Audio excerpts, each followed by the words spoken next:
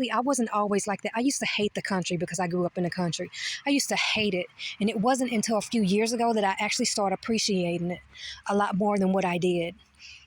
And I would go outside and I would start looking around me and at things and just taking things for, that I used to take for granted, like breathing. That was one thing that I took for granted, you know.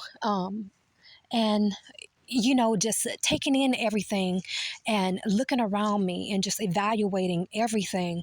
And then I took it day by day. And every time I went outside, I would just look around and listen and not only seeing, but really seeing and enjoying and listening, taking in the smells and the sights and everything around me, because every day is not promised. And I realized that even though it came to that point that I had made it, there was a lot of people around me that I knew that hadn't, and there were times in my life that I shouldn't even be there. You know what I'm saying? If it wasn't for the Lord, I would have been dead a long time ago.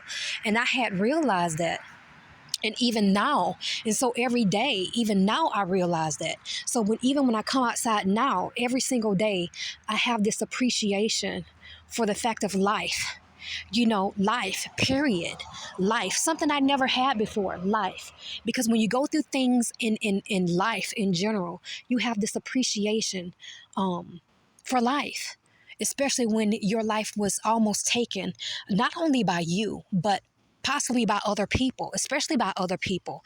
And that's why I'm not trying to make it general, but I'm saying that different people go through different things, especially if your life was almost taken by other people, not only yourself, but by other people as well. And it was only because God didn't allow them to take it. You know what I'm saying? They couldn't take it. And because it's your life and your life was not, they couldn't take your life. God wouldn't allow them to take your life. So that's why you have to come to this appreciation about things, because I went through this whole season or seasons basically of why I'm here, like why am I still alive, and all these kind of things. And which is in this whole dark season of why, but stop asking why. And start realizing like how, and start understanding why God is allowing you to live, and start working off that and go to Him. Because if you start asking other people are going to come up with some crazy things, and people will literally blame you for why you still alive. And that's the way how it is. And then you will go into this whole thing, and some people would literally cancel themselves out because of this. Because why? They would start listening to the voice of the enemy. So don't ever listen to the enemy. Listen to the voice of God.